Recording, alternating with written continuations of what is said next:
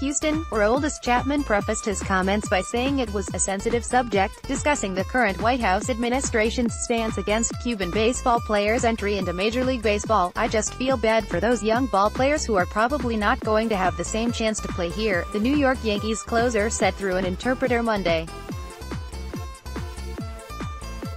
Chapman, of course, defected from Cuba to play baseball in the U.S. 10 years ago.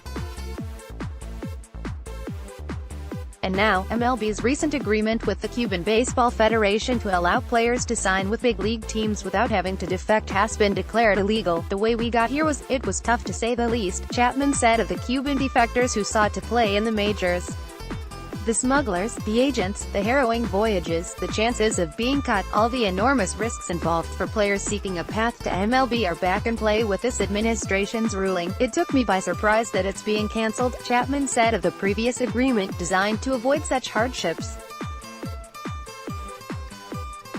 "I feel bad for those young ball players that won't have the opportunity to sign. I think it's going to affect the guys back in Cuba," Chapman added.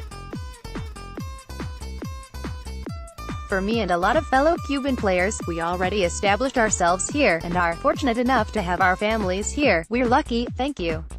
You're almost signed up for Fire and Ice. Keep an eye out for an email to confirm your newsletter registration."